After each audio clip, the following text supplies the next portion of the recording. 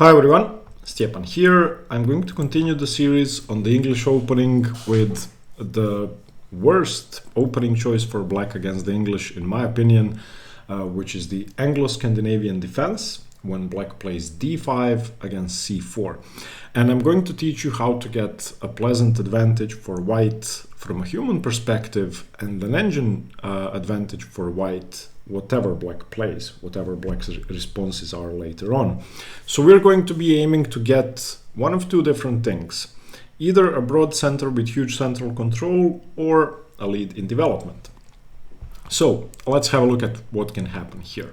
So when white plays c4 and black responds with d5, the first thing that we can see is that black is trading off a central pawn for a flank pawn. In itself, that's not a good idea. So we're going to be taking on d5. That's the first thing you should know. You always take on d5. If you play something like d4, now you're transposing to the main line Queen's Gambit. And if you play something like knight f3 or g3, then you are allowing, for example, the Agincourt defense, which we are going to look at in detail in the video on the Queen's Gambit ideas against the English. Or black could play c6, going for a sort of Slav London system type of setup, and so on.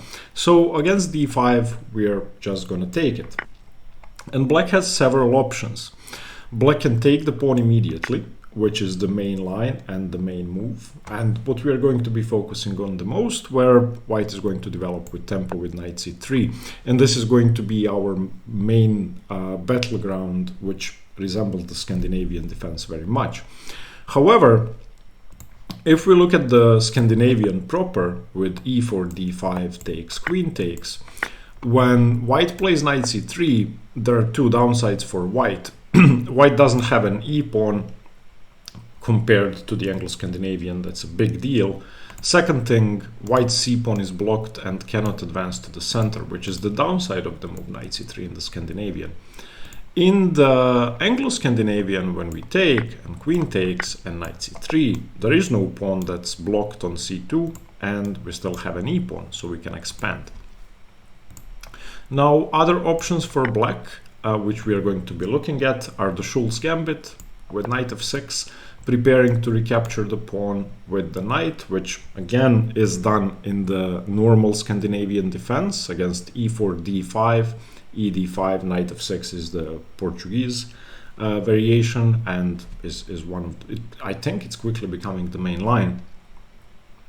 So this is what we're going to be looking at. And then finally, we're going to see what happens when black gives up a full pawn with c6 and white takes and black recaptures with the knight, in which case black has traded his c and d pawns for white's c pawn and a slight lead in development. Okay, now I'm going to start covering the main line and then we are going to look at the sidelines. If you have any questions, you can post them down below, and as always, you can find the PGN for the opening on my Patreon page. You can find the link in the comments.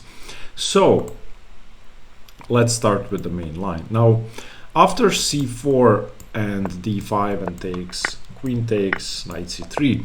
As in the Scandinavian, black has three main retreat squares for the queen d6, queen d8, or queen a5.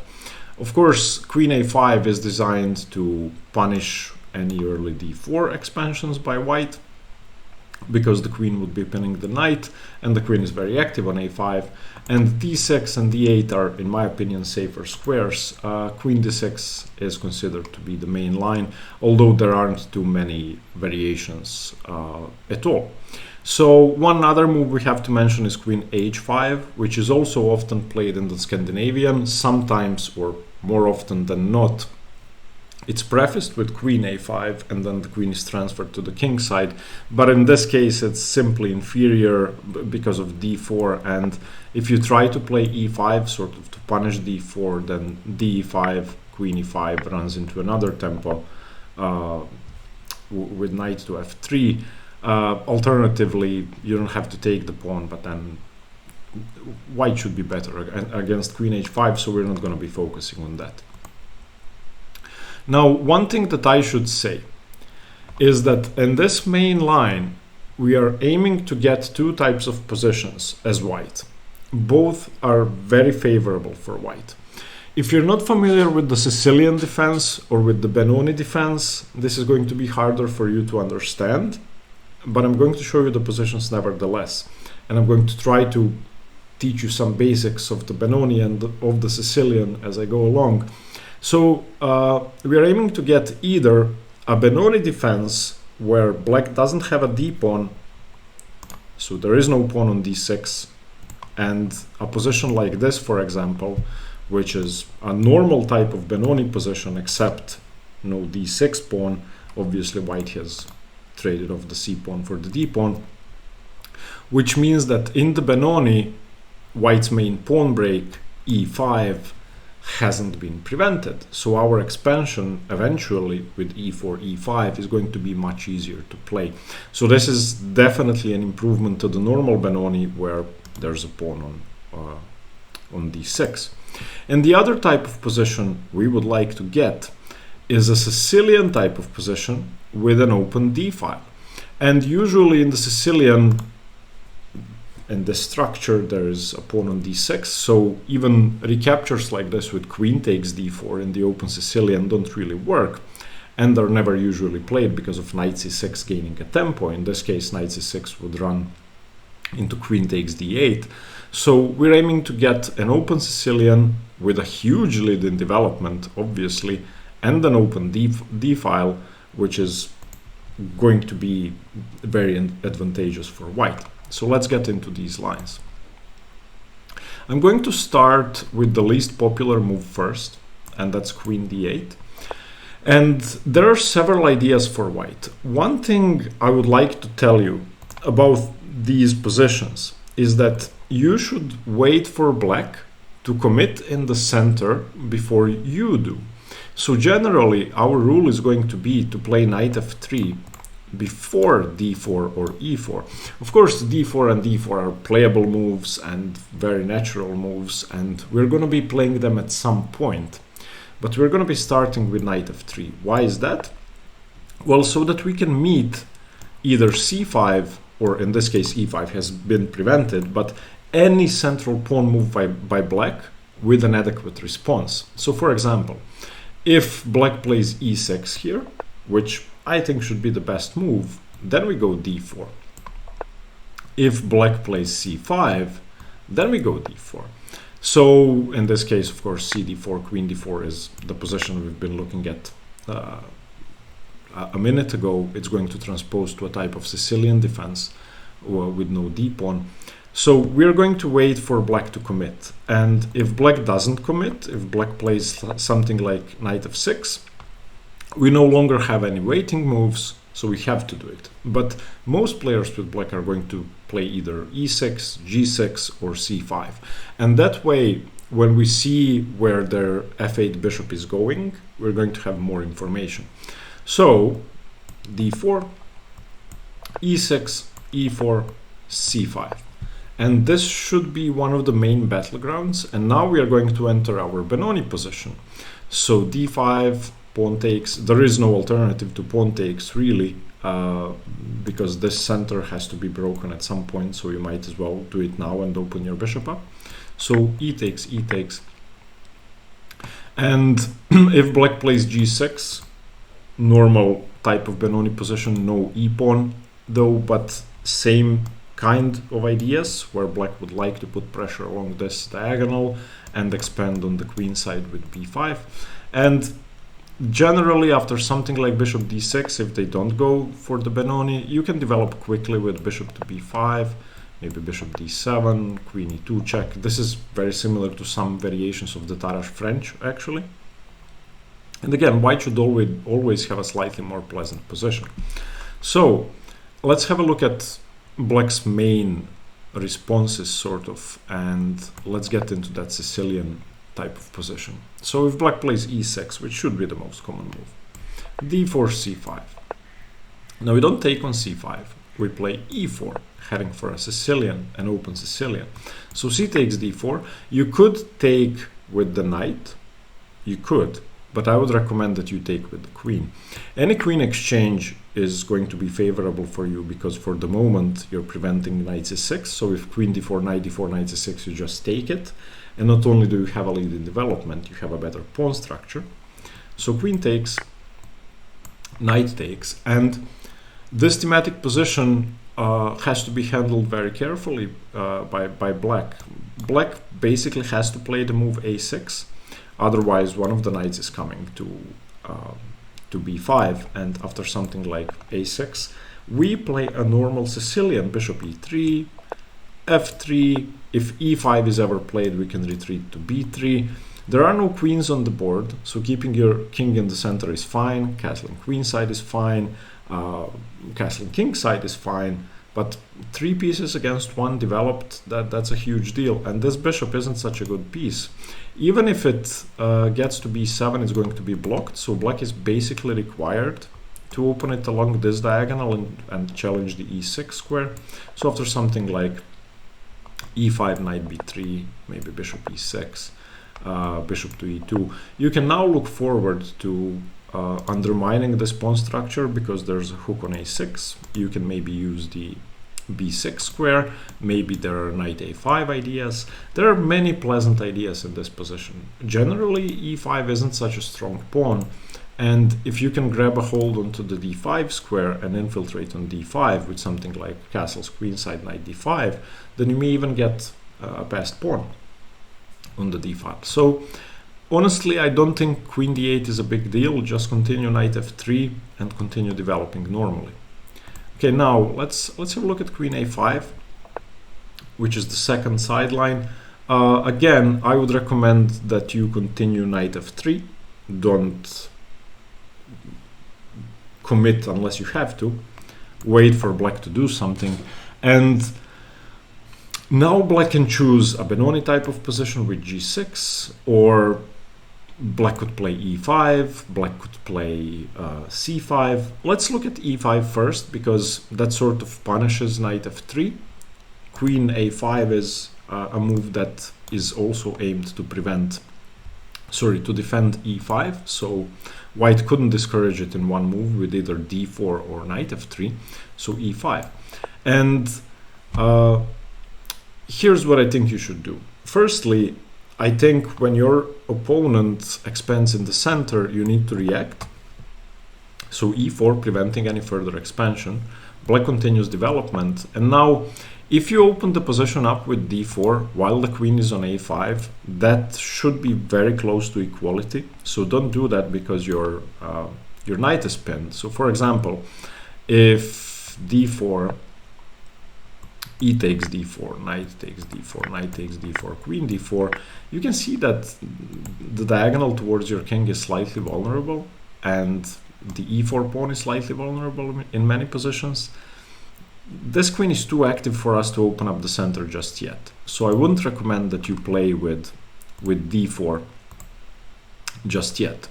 However, we can play the move bishop c4, and this is going to be a motif which we see often, and that's that f7 is weak simply because this queen is on a5, so black doesn't have ideas of knight a5 to double attack our queen and bishop, which means that we will constantly be threatening queen to b3 and taking on f7.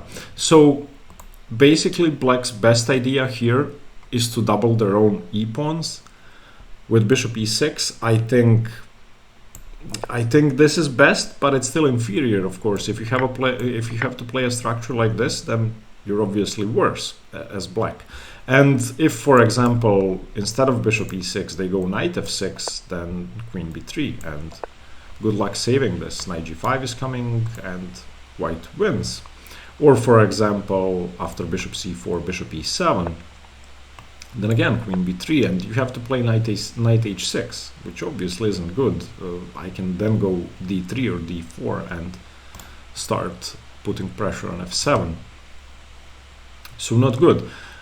So when they go e5, weakening f7 too early, just remember that after e4, you don't want to go d4, you want to go bishop c4 with the idea of queen to b3. Since this queen is on a5, queen b3 can never be prevented with knight a5 ideas. Okay, if they try to play the Benoni, I think we have a great position. d4, c5 or bishop g7 doesn't really matter. Let's say c5 first. We go d5, always punishing black for giving us the option to expand. Knight f6. Now you could go knight to d2 with the idea of supporting e5 and d6, since for the moment b5 isn't really possible that easily. You're gonna play the moves e4 and so on. But bishop d2 I think is easier to play because it allows the immediate e4, unpinning this knight and defending the pawn on d5. Yeah, so you basically have to unpin. You can do it with knight d2 or with bishop d2. I think bishop d2 is better. Bishop g7, e4, very pleasant position.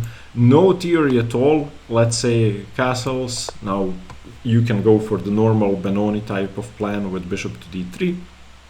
Or you can play bishop e2. I prefer bishop d3 because then castles, rook e1, e5 is much easier to execute. You can also go bishop c4, defending the d5 pawn. The downside compared to the normal Benoni is that black has an easier time putting pressure on the d5 pawn because they have no d pawn.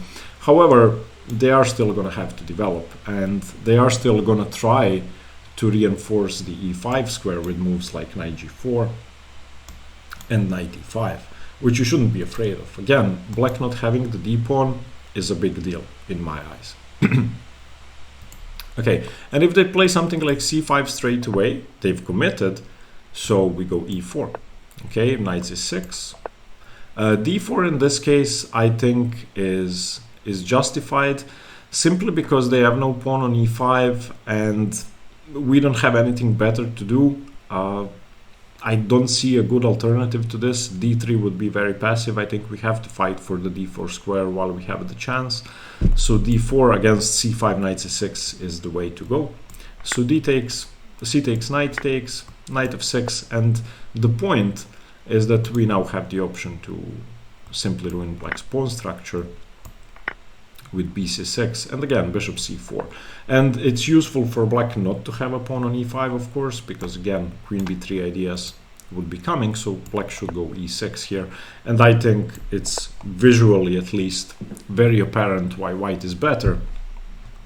This bishop isn't good, this pawn is weak, and white has a lead in development. So I think this position is very, very simple to play. There isn't much theory. I want to repeat that several times. You have to get a type of position you know how to play. So I'm trying to teach you positions that are easy to play. Okay, and finally, black's main move is queen to d6, which gives the queen most options. Now, I will recommend two different moves. Knight f3 or d4. d4 is slightly more risky, and the reason for that is that it allows e5 with tempo on the pawn, and you don't really want to do this.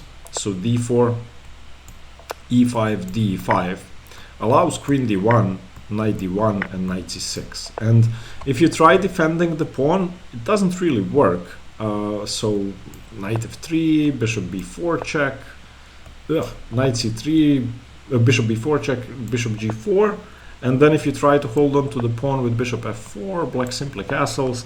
This pawn is weak. Knight e7, g6 is coming at some point. This isn't really a good position. That being said, if black doesn't play e5, then you have a great position. You just go knight f3, you've prevented e5, and you should be better. But against d4, e5 is the way to do this for black. So I wouldn't recommend d4 after queen d6. I would recommend again our simple move knight f3, waiting. And now if they go e5, which they should, we now have the option to prevent the pawn from moving forward with e4. As I said in the introduction, whenever you have the chance to wait for black to commit in the center, wait for black to commit in the center. Okay, let's have a look at this. So knight c6, natural, d4 now, because we are initiating many trades with our knight over here, and we're not allowing black to exchange that easily. So knight d4. And after knight d4, black actually has a chance to lose the game straight away. If they take with the e pawn, the game is over. After e takes knight, this is a position you have to remember, you go knight d5 and black resigns. Why is that? Well, you're threatening bishop f4, and there is no way to prevent bishop f4. There is nothing. That's it. If, for example, c6, then bishop f4, queen d7, knight c7. If queen d7 straight away, which is the best move, getting away from the tempo, still bishop f4, bishop d6, and queen d4.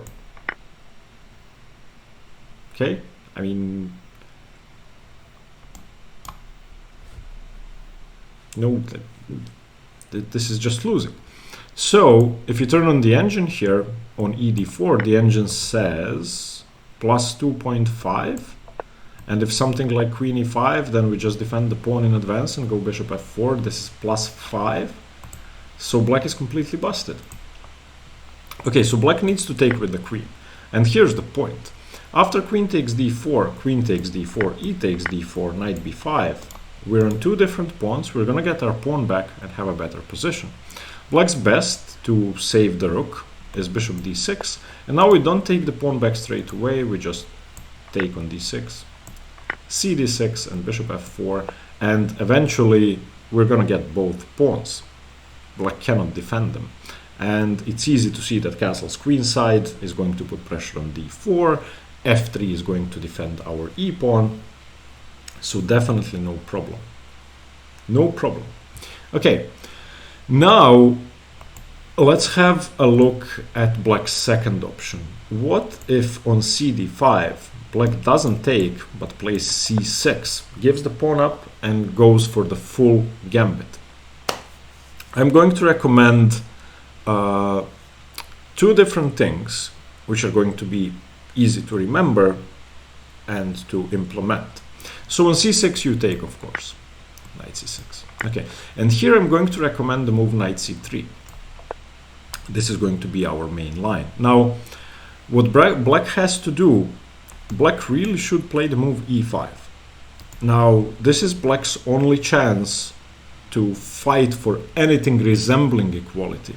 Even though the engine says +1 for white, and knight f6 and e5 are the best moves, I think e5 should be played, because if you don't play it now, white has a way to punish you. So here's what happens. On knight f6 or any move other than e5, white plays the move f4. And this may seem risky, but it isn't. There are no weaknesses along the diagonal, and with f4 we're preventing e5. If you turn on the engine, again it says +1. If e5, now we take it, and on knight takes we go d4 with another tempo, and then we're going to go e4. And this should be huge for white.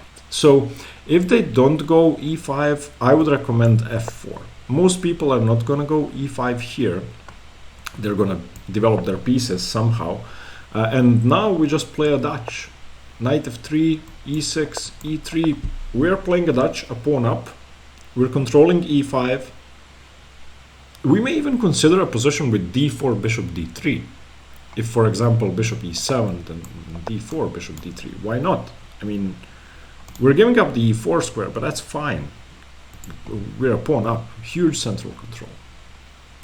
So, in this gambit line, I think black needs to play e5. And that's just the best option for black. Now, here, if you like to play e3, d3 positions, sort of Scheveningen positions or the Kahn positions in the Sicilian, don't do that here with colors reversed. And I'm going to show you why. But the point is, if you have pawns on e3 and d3, then e4 comes, and usually you're forced to take d takes e4, after which something like bishop b4 in combination with knight f6 takes the pawn back. So, for example, if e3, knight f6, d3, bishop b4, which is very standard, bishop e2, castles, knight f3, then e4. And we have to take this. And now queen d1, bishop d1, knight e4, black is more than equal. No need to go into this. So against e5, I would recommend the variation which doesn't allow e4 to come with tempo ever. We go g3. Very simple to play. And let's say bishop c5. We're going to be seeing this a lot in reverse Sicilian positions. Of course, black will have a pawn on c7.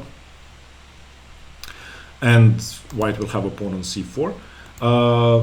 And now just bishop to g2, maybe queen e7, or knight f6, knight f3. If e4 here, this really isn't such a big deal. We can just move back, or on knight f6. Well, what does the engine recommend? Knight f3 should be the best move. You can go d3. You can go d3, but on knight f3, e4, I just don't see anything for black here. This really shouldn't be a problem. The engine doesn't say winning yet. It says plus 1.1. But yeah, just go back with knight g5 and put pressure on the pawn. Sorry, not back. I keep saying back. Not back. Just go back to attacking the pawn, because you open your bishop up and your knight up. So this pawn sacrifice with c6 can lead to equality if white isn't careful, but if you follow this setup with g3, black is never going to be equal. Finally, the third part of what black can do is the so-called Schulz Gambit, where after d5, cd5, black tries to play knight f6, or plays knight f6 and tries to take the pawn with the knight. Okay, now the first thing I should say, it is possible to hold on to the pawn with e4, but don't hold on to the pawn. Of course, the point is if knight takes pawn, queen a4 check picks up the knight, so black cannot take. However, black is going to go c6 here, and after d6, knight c6, d3, this is a sort of Najdorf, where on e5, knight f3, you have this hole on d4, and black can enter many good knight versus bad bishop positions with ideas like bishop g4, bishop e2 takes, and then planting a knight on d4, where you're left with this dreadful bishop on f3.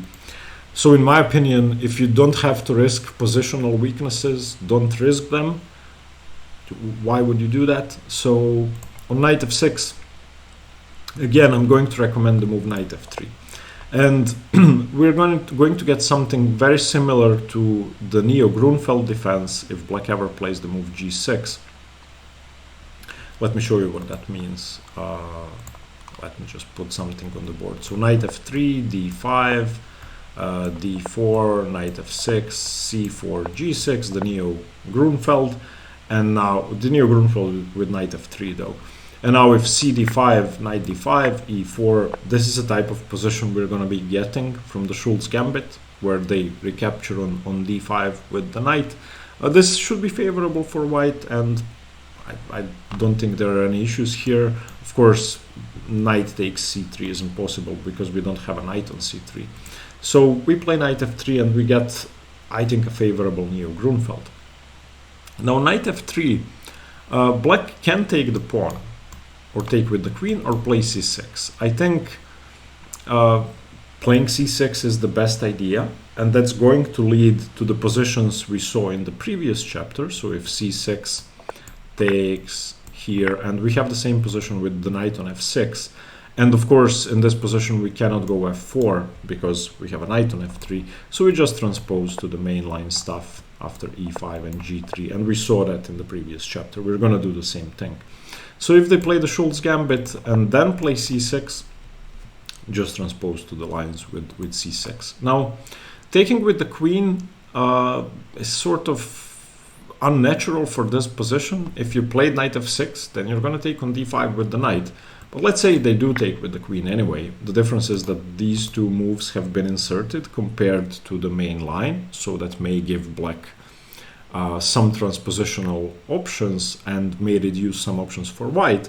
But as we said, in the main line we go knight f3, we don't commit, so this is fine for us. We would have played knight f3 anyway.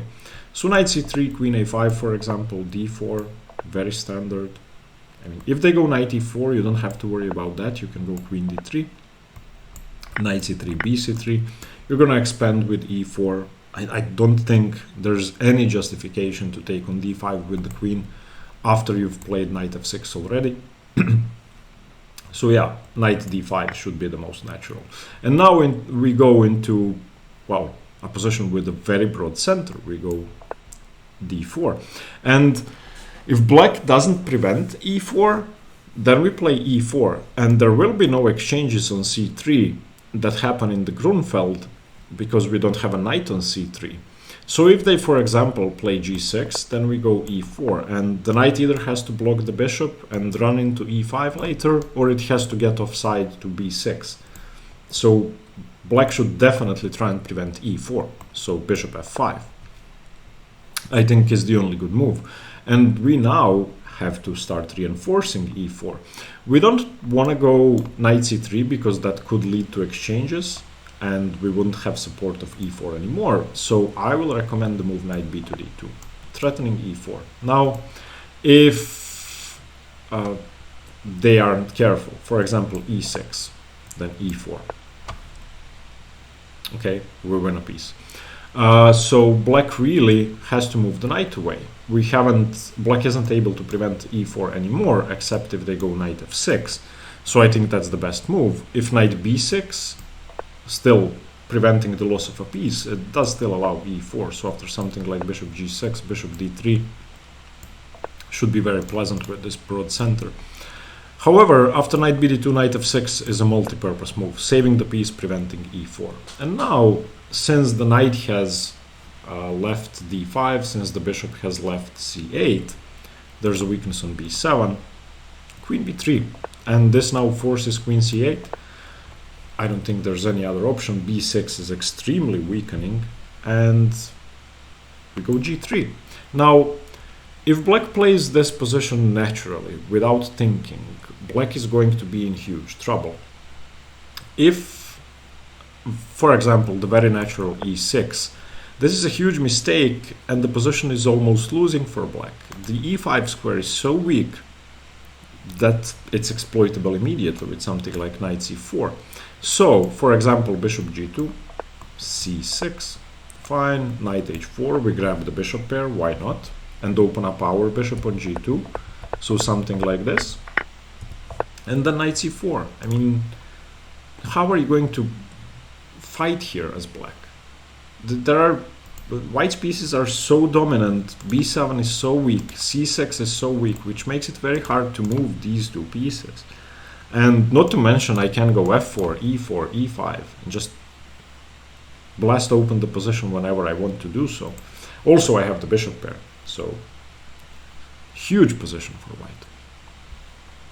So, against the Anglo Scandinavian, I honestly don't think there are any good options for black.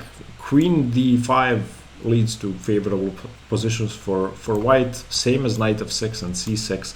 All you have to do is learn what to do against each, and you really shouldn't have any problems at all. I hope the video helps you. I've been seeing the Anglo Scandinavian and winning all of my games when I was playing training games online. So if you face it and don't win against it, just watch the video again. Hopefully this helps. Hope you like the video. We've started the series with the simplest defense for black, and we are going to continue moving up through the ranks to the best defenses. Thank you. See you tomorrow. Stay tuned for more chess. Bye bye.